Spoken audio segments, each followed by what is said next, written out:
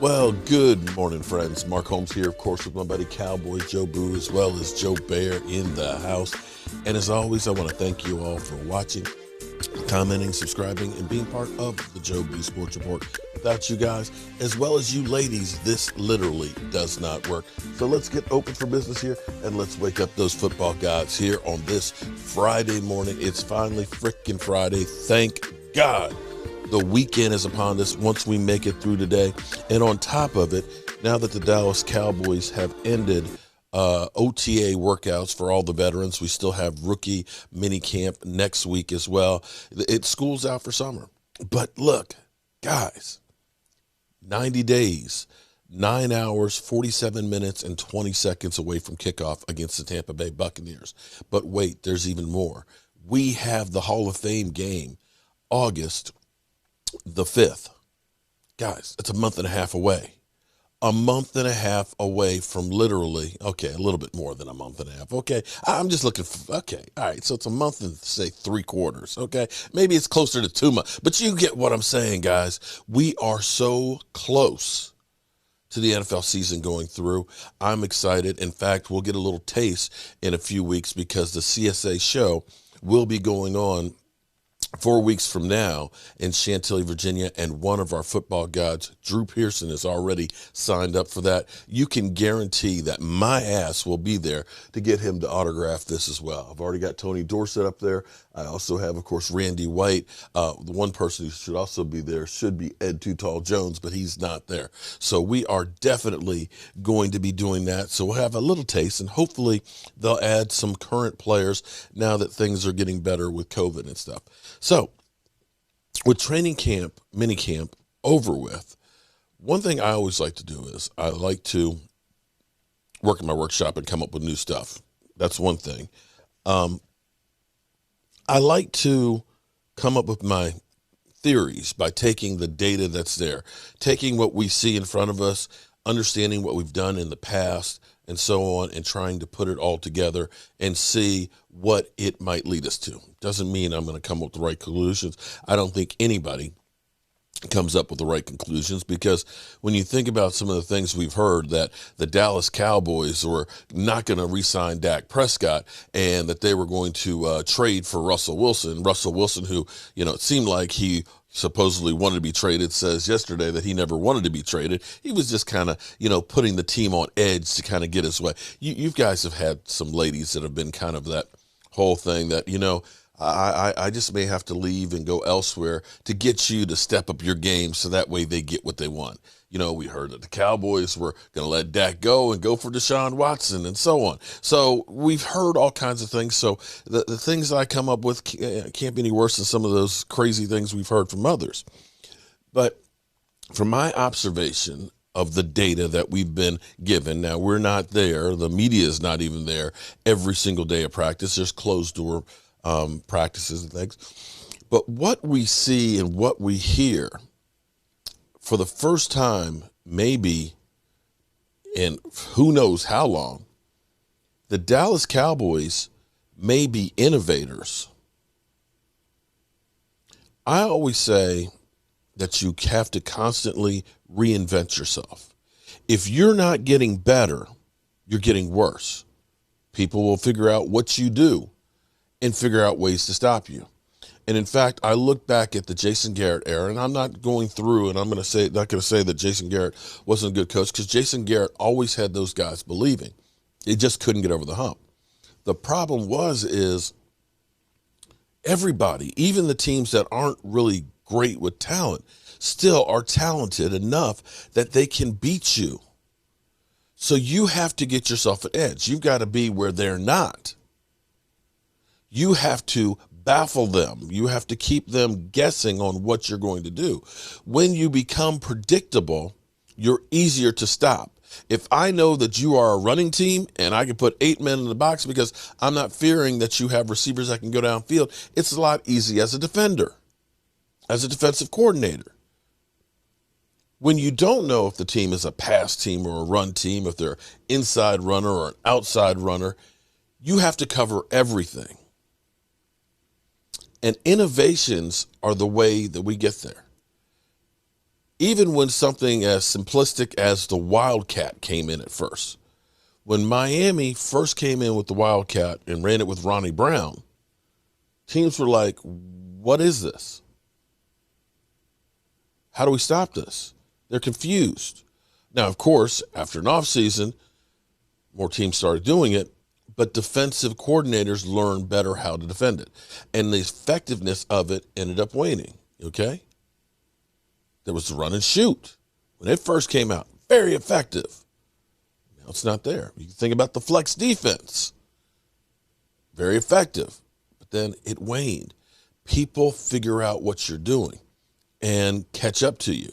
Or they learn how you do it and they end up implementing it even better. So that's why you have to constantly evolve. Bill Belichick is great at cheating. We all know that. But he's also good at throwing things that you do not expect. I remember one game, first time ever, I had seen all of the defensive linemen standing up like linebackers. If you're an offensive lineman and you go to the field and you see everybody standing up, you're kind of going, what are they doing? It's questioning you. And in football, it only takes that much for a play to be successful. If there's that much hesitation in you, the play can go all the way. So, a couple of things observations-wise. We see Zeke Elliott, who doesn't look like a ground and pound running back as much as he used to. Zeke Elliott's lost some weight. Zeke Elliott looks more like a scat back, more like a Todd Gurley who ended up being bigger in the swing passes than per se running the football, getting him the ball in space. We've seen Tony Pollard lining up, of course, as a running back, but going out and become a wide receiver. Things like that will keep defensive guessing. Y'all know that Dak Prescott, with these wide receivers. And, of course, we end up even bringing in a few more. We've got Blake Jarwin and Dalton Schultz. And so the Cowboys can do things like, for example, they can make it look like a short yardage situation. They can have 2 tight ends, right? 2 wide receivers. Tony Pollard, Zeke Elliott in the backfield on a 4th down. Everybody thinks it's going to be we're driving up the middle, right? Right? I'm sorry, 1 wide receiver. You think that it's a running play up the middle for short yardage. But here it is, Tony Pollard, boom, becomes a wide receiver. Boom. Your 2 tight ends, chip, do routes. Amari Cooper, if his ankle's okay, goes deep. Zeke Elliott's a blocker in the backfield. This is a full-on, looks like a running play, short yardage, but really could fool them into being a deep route. That's an innovation. That's a change-up of what the norm is. That is more than what we got with Jason Garrett, where on 1st down, we're running with Zeke Elliott up the middle. We're running with Zeke Elliott up the middle. There's no ifs, ands, or buts about it. And then as you start seeing on defense, we heard Stephen Jones talk about his days in college where he was a rover, which was kind of a hybrid between safety and linebacker. And here it is. We got Keanu O'Neal. Whoa, dude. Whoa. Keanu O'Neal, who is a safety-converted linebacker, right? So we're looking at a defense that's going to evolve better against the pass. We're a 3-4, 4-3. We're a hybrid. And we have multifaceted pieces on the defense. We've also seen Micah Parsons, who, do you honestly know where he's going to be on the field? He sounds like a playmaker. He sounds like a guy who can get after the quarterback, who's a run support guy, but we've heard about him at Mike linebacker. We've heard him at weak side. We've heard him at strong side. And now we're hearing about him being a pass rusher. Innovations, a changeup, making offenses have to account for something different, making them have to think about more than a base defense that we call what we're going to do 15 seconds before the play is snapped. So the offense has, know exactly what to do and where to attack you, like we did with Mike Nolan's defense. If you can disguise what the defense is, if you can end up making the offense think that it's one thing and it ends up being another, you're ahead of the game. And that's what I believe that the Dallas Cowboys are doing, that they've kind of ripping up the old playbook and saying, we're starting over. That's why they brought so many people in defense because, well, let's face it, we need to bring a whole lot of people on defense. And Kellen Moore, who, had success as far as yardage and points and things early on, now has set the tone where everybody is looking at it from, Dallas Cowboys are going to be wide open, but now gets more pieces, gets a better offensive line to work with. And people will look at and say, Norv Turner was a genius when he was here in Dallas. Well, I'm not saying that Norv Turner isn't a genius, but when the Cowboys had that great offensive line, had a lights-out running back in Emmitt Smith, had a precision quarterback in Troy Aikman, had a Hall of Fame wide receiver in Michael Irvin, a possession tight end in Jay Novacek, and even a good slot receiver in guys like Alvin Harper. It's hard when you have all of those advantages not to look like you know what you're doing. Kellen Moore may have a lot of those advantages this season where it's able to be wide open and be able to be innovative. Because, again, when you look at most dynasties, most teams that have been successful in the Super Bowl era, they have been innovators and they have come up with something different that gets them an advantage over other teams. And I'm hoping for once, since Jimmy Johnson, that we're becoming a team that is leaders as opposed to followers in philosophy. So with that being said, you know the deal. Don't forget, tonight, 9 o'clock Eastern, we have our live stream. We'll recap mini camp and start trying to project everything going forward, and hopefully pray that our players do not get into any trouble now that things are opening up after COVID.